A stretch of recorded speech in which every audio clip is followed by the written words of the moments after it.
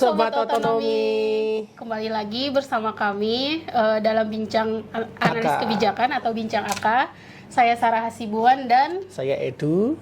Oke, nah kali ini teman-teman kita akan berdiskusi ya mengenai opsen ya Mas Edu yang lagi hangat diperbincangkan gitu, dan bagaimana dampaknya bagi kita-kita ini. Nah, sebelum lebih jauh ya kita mengupas soal opsen ini, Mas Edu, kira-kira opsen itu apa sih? Kalau menurut PP 35 tahun 2023 tentang perpajakan daerah itu ya, opsen itu adalah pungutan tambahan terhadap pajak di daerah. Pungutan tambahan ya? Iya betul, artinya kalau kita melihat konsepnya, misalnya opsen di PKB, PKB yang dipungut oleh provinsi itu nanti sekian persennya dikenakan opsen lagi, itu untuk dimasukkan ke kabupaten kota. Jadi misalnya opsen PKB itu opsennya masuk ke kabupaten kota, pajak pokoknya itu adalah PKB-nya atau pajak kendaraan bermotornya. Kurang lebih seperti itu. Ada 3 jenis opsennya. Yang pertama itu adalah opsen PKB, pajak kendaraan bermotor. Yang kedua adalah opsen BBNKB, biaya balik nama kendaraan bermotor. Dan yang terakhir adalah opsen MBLB.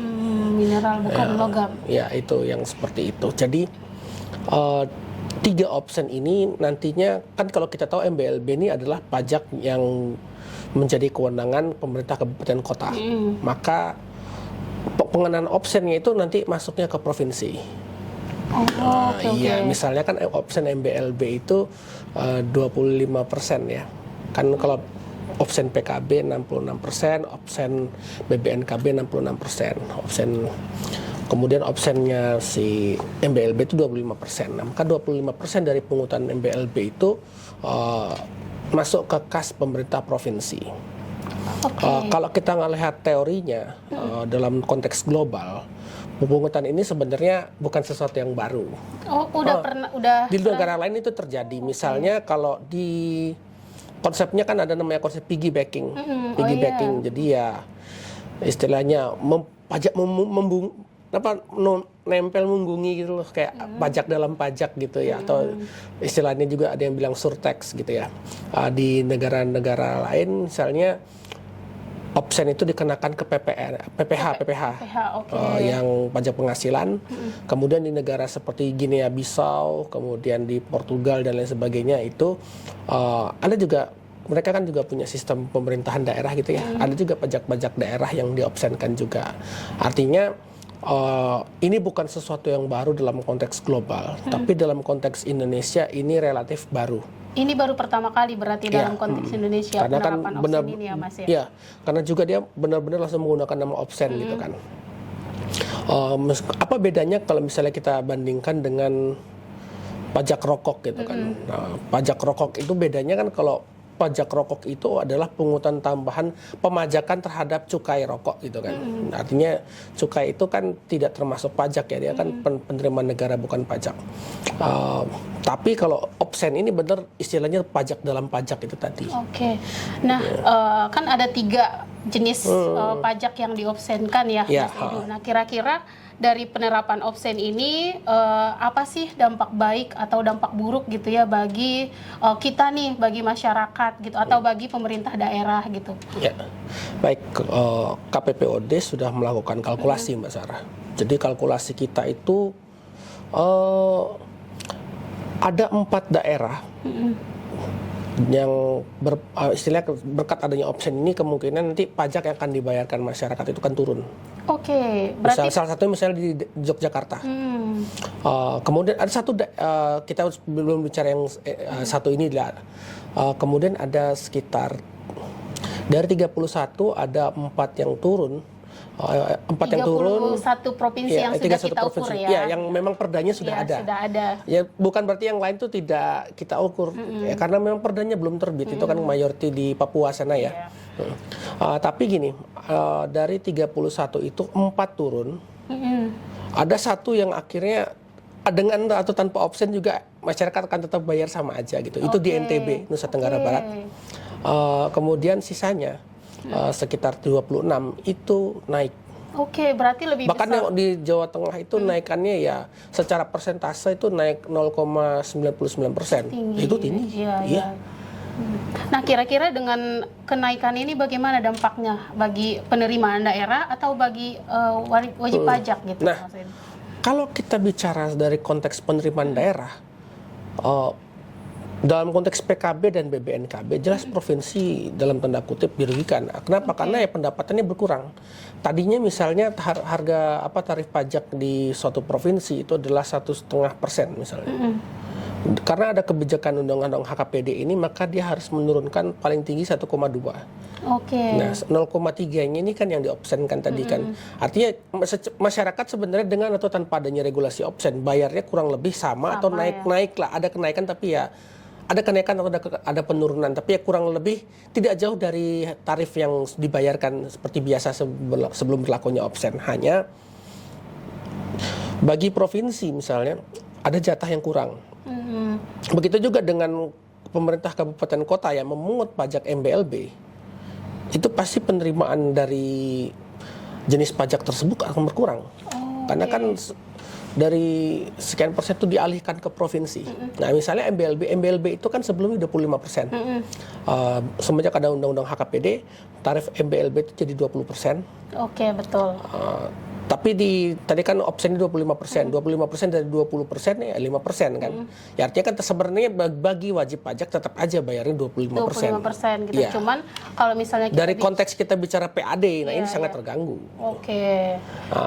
Artinya masyarakat tetap bayarnya dengan sebelum adanya undang-undang HKPD gitu. Cuman yang dirugikan di sini bisa dibilang pemerintah provinsi gitu ya. Pemerintah provinsi untuk konteks PKB dan BBNKB dan MLB untuk kabupaten kota. Apalagi daerah-daerah yang mohon maaf dalam tanda kutip bergantung pada galian C misalnya, tambang pasir, tambang batu. Itu kalau PAD-nya bergantung dari aktivitas penambangan itu, ya itu pasti akan dalam tanda kutip dirugikan gitu. Apakah itu akan mengurangi eksploitasi lingkungan? Rasanya tidak juga, karena tadi ya pelaku usaha di sektor itu bayarnya tetap segitu gitu secara persentase. Tapi dari segi Pemda ya ini sangat dirugikan. Pertanyaannya kan adalah apa kompensasinya di balik kebijakan ini gitu. Itu yang dalam tanda kutip akan mempengaruhi bagaimana pelaksanaan otonomi daerah di daerah itu sendiri. Kenapa? Karena kalau boleh ditambahkan lagi sedikit, PAD itu adalah ruang kreativitas daerah. Betul. Kalau PAD-nya dalam tanda kutip berkurang akibat adanya kebijakan-kebijakan seperti ini, nah itu bagaimana kira-kira nanti dengan pelaksanaannya? Belum lagi sudah dikurangi, terus ada ketentuan-ketentuan earmarking atau misalnya ketentuan persentase tertentu dihabiskan untuk belanja A, B, C. Nah itu semakin banyak ketentuan seperti itu ya, ruang kreativitas daerah dalam tanda kutip akan sangat terbatas. Nah, Mas Edu, ada gambaran nggak kira-kira selama ini berapa persen sih penerimaan daerah gitu ya dari PKB sebelum diopsenkan gitu, atau BBNKB gitu? Ada gambaran nggak, Mas Edu? Maksudnya kalau boleh, misalnya persentase seperti apa?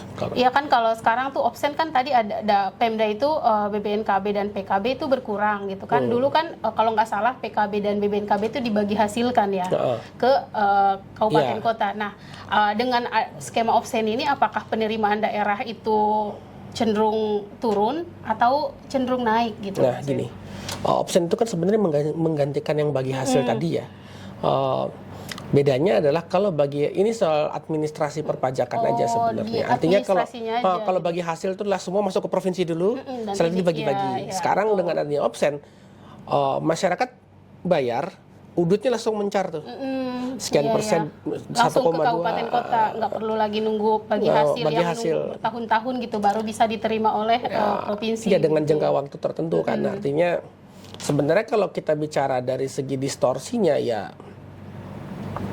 mungkin dengan bagi hasil sebenarnya kan prosesnya tuh akan menjaga kondisi fiskal ya, karena mungkin dengan adanya bagi hasil, dengan sistem bagi hasil di masa lalu, provinsi ya sebenarnya masih bisa bernegosiasi, ada ruang negosiasi lah dengan kabupaten kota. Tapi kalau sekarang kan benar-benar langsung mencar nih. Iya, bisa langsung diambil oleh kabupaten kota gitu. Ya, artinya, nah, berikutnya Mas Edu soal tadi kan ada 26 daerah ya yang mengalami kenaikan tarif opsen ini gitu ya. Nah, kan pemerintah juga sudah mengeluarkan surat keputusan gitu terkait keringanan atau pembebasan tarif obscen ini. Nah, menurut perspektif Mas Edu, apakah langkah ini tepat? Apakah langkah ini efektif gitu ketika ini surat keputusan ini diterapkan gitu? Ini ya, kalau kita bicara soal PKB ya, ini kan yang kita bicarakan soal PKB ya, karena itu yang sedang panas ya dalam tanda kutip jadi diskurs di media. Kalau PKB itu sebenarnya mau bentuk kebijakan apapun, rasa-rasanya tidak akan terlalu efektif. Karena apa? Kalau kita bicara soal kepatuhan pembayar pajak kendaraan bermotor, berapa yang patuh sih gitu? Selama ini kan di daerah-daerah tuh pemutihan itu kan artinya menunjukkan bahwa ya sebenarnya tingkat ketidakpatuhan terhadap kewajiban membayar PKB ini cukup tinggi gitu. Artinya dengan kondisi seperti ini tiba-tiba dinaikkan lagi, bukan tidak mungkin ini sebenarnya tidak akan memberikan dampak positif gitu. Jangan-jangan ini akan memberikan dampak yang negatif juga bagi perekonomian. Oke, ketika Kemendagri menerbitkan surat edaran, hai daerah-daerah, harap kalian menyesuaikan kembali. Iya, betul. Karena hitungan kita tadi kan soal yang kenaikan itu kan lebih besar ya. Kalau kita disesuaikan aja. Nah, itu kalau disesuaikan yang mana yang mau dikorbankan? Apakah yang mau dikorbankan adalah pajak pokoknya, PKB-nya, atau persentase obsennya? Itu kan yang jadi pertanyaan. Maka kalau ada yang dikorbankan berarti dalam setiap pengorbanan itu ada yang dirugikan dong. Betul. Nah itu pertanyaannya adalah ketika mereka melakukan pengorbanan, apakah pengorbanan itu akan linear gitu dengan impactnya? Jangan sampai ketika ada pihak yang mengalah dalam tanda kutip, ini akan berdampak juga pada kondisi fiskal di daerah mereka. Dan saya rasa kalau sudah seperti ini, PR Kemendagri adalah memastikan gimana cara daerah-daerah ini mengalah gitu untuk menurunkan dalam tanda kutip itu kan tarif obscen tadi ya gitu disesuaikan. Dan misalnya gini, sebenarnya ini tidak akan terjadi kalau misalnya ini proses perumusan kebijakan itu benar-benar diperhitungkan, Mbak. Misalnya nih di NTB. Kenapa di NTB dengan atau tanpa obsen? Artinya tanpa obsen itu adalah kebijakan sebelumnya, sebelum di rezim Undang-Undang 28 itu dengan tarif total tarif yang dibayar masyarakat dengan yang sekarang dengan PKB plus obsen itu sama aja satu.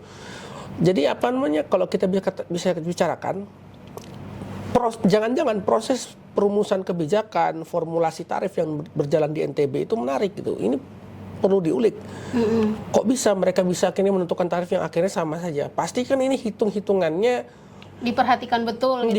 Betul agar tidak menimbulkan distorsi. Nah, pertanyaannya ketika NTB bisa melakukan ini, kenapa daerah lain tidak gitu kan?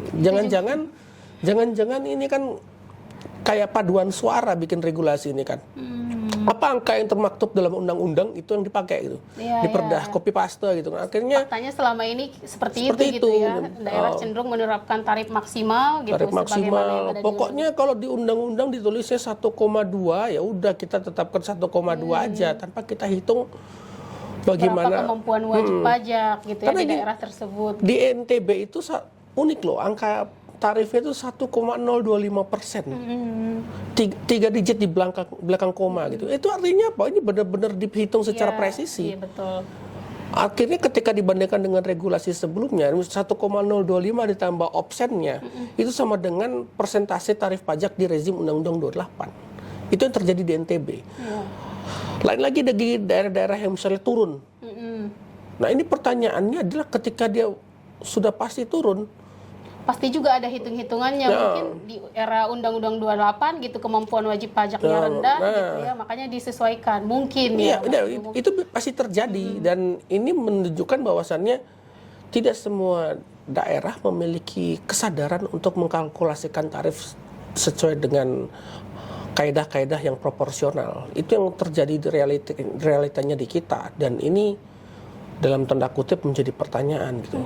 Artinya gini, kalau kita mau mengkritisi ya, ini kekacauan fiskal daerah ini sudah berangkat dari proses perumusan Undang-Undang 2022 itu, Undang-Undang 1 2022, yang dimana prosesnya itu tidak melibatkan pelaku usaha, masyarakat, stakeholder itu secara komprehensif. Tiba-tiba kebijakannya muncul. Betul. ditanyakan dalam angkanya, dalam naskah akademiknya ada, tapi tidak menjelaskan kenapa angkanya segini. Betul. Pokoknya angkanya segitu gitu. Iya. Nah ini kan yang akhirnya belakangan ketika undang-undang ini mulai berjalan, misalnya kan kalau dalam Undang-Undang 1 2022, 2 tahun sejak regulasi ini diundangkan, masuklah di 2024, perda sudah banyak tuh. Tiba-tiba mulai kekacauan pertama di 2024 misalnya pajak hiburan. Kemudian sekarang obsen. Minggu lalu sebenarnya sudah kita suarakan di tahun 2022. Itu sudah kita 2022 kita sudah perkirakan ini gitu. Ada kajiannya di website KPPOD. Boleh Kami juga tulis di jurnal analisis CSIS gitu. Artinya ini bukan sesuatu yang baru menurut mengagetkan kita. Kita nggak kaget, cuma ya senyum manis aja melihat ini gitu. Bahkan minggu lalu pajak SPA ini sudah kita ributkan. Ini pasti akan keributan yang akan terjadi. Dan rasa-rasanya kalau rekan-rekan baca kajian KPPOD, Anda akan memikirkan jangan-jangan kami ini cenayang gitu. Iya loh. Ini kan akan terus terjadi gitu.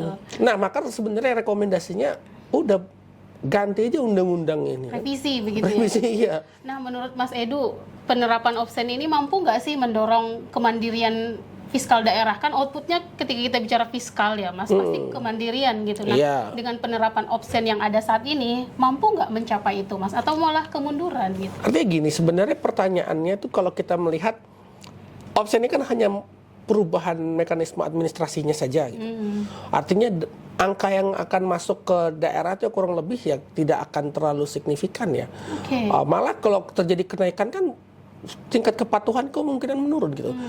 Kan ada namanya model Leviathan itu. Semakin tinggi tarif pajak yang Anda hantam, bisa jadi tingkat kepatuhannya akan rendah gitu. Anda tidak akan mendapatkan pendapatan yang optimal ketika Anda menerapkan pajak yang terlalu tinggi. Itu kan dalam model Leviathan. Nah, apakah ini diketahui dengan baik oleh stakeholder perpajakan di daerah? Rasanya tidak gitu. Nanti gini, ketika jawabannya adalah nanti daerah akan menerbitkan insentif fiskal bla bla bla. Berapa tahun dia akan berlaku? Sedangkan undang-undang ini kita nggak tahu ya apakah di rezim ini nanti akan direvisi atau tidak undang-undangnya gitu. Tapi rasa-rasa ini masalah sudah banyak di undang-undang ini. Dan kalau direvisi, harapan saya ini angka-angka yang dalam undang-undang PP 35 itu ya itu harus benar-benar harus ada dalam tanda kutip asbabul nuzulnya itu harus jelas gitu loh. Asalnya dari mana? Kenapa angkanya seperti ini? Itu yang tidak pernah dijelaskan kepada publik.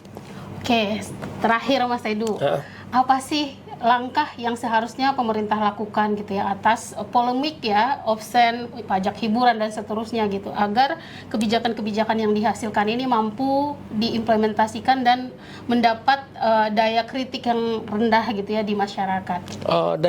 Gini, kita tidak boleh mematikan kritik. Kritik itu wajar. Kalau semakin banyak kritik itu menunjukkan banyak celah keburukan dari undang-undang itu. Nah, artinya gini, cara meredam kritik yang terbaik adalah mendengarkan kritikus itu di awal gitu. Kan kajian-kajian terhadap regulasi fiskal ini kan bukan 1-2 biji, banyak. Betul. Apakah langkah penerapan obsen ini perlu tinjau ulang gitu atau bagaimana Mas Edu? Meninjau ulang itu dalam tanda kutip ini ya, menjalankan undang-undang itu sudah pasti harus jalan. Iya kan, ini nggak mungkin dibilang di hold gitu kayak kalau bahwa ya PPN kemarin adalah kado tahun baru gitu itu bahwa itu ditinjau ulang bla bla. Tapi rasanya untuk obsen itu kecil kemungkinan ditinjau ulang, apalagi angkanya ya sebenarnya kalau kita lihat ya itu kan kenaikannya 0,99%, mendekati 1 loh. Itu kan sama kayak kenaikan PPN dari 11 ke 12. Betul. Tapi ya karena isunya nggak seksi obsen ini kan ya orang juga dalam tanda kutip nggak sadar gitu. Tapi kan kalau PPN itu kan orang sadar gitu. Nah, kalau kita mau bicara soal apa yang harus dilakukan, ya langkah terbaiknya adalah revisi. Kalau nggak mau revisi misalnya revisi Undang-Undang 1 tahun 2022 ya. Itu kan sudah banyak gugatan pajak alat berat, apalagi dan lain sebagainya. Kemarin pajak apa yang PBB ya? PBB P2 itu kan pajak-pajak yang mohon maaf dengan kelompok masyarakat kelas menengah itu bayarnya yang kayak begini-begini gitu, pajak-pajak daerah gitu. Dan juga merupakan potensi penerimaan pajak terbesar daerah juga gitu ya kalau kita bicara soal PBB P2 gitu. Sepakat. Itu jadi ya mudah-mudahan kalau kita bicara soal obsen itu ada itikat baik dari pemerintah untuk meninjau ulang lagi. Apa harus kita gugat lagi ke MK ini kan? Kalau kita gugat ke MK tuh rasa-rasanya kita semua punya kekuatan hukum yang kuat gitu. Karena opsen ini kan ya kita pakai motor, kita pakai mobil gitu kan, kita kan terdampak langsung dari kebijakan undang-undang ini gitu. Oke. Terima kasih Mas Edu atas sami-sami. insight-nya pada sore hari ini. Demikian Sobat Otonomi, diskusi kita dengan Mas Edu. Sampai jumpa di Bincang AK berikutnya. Dadah.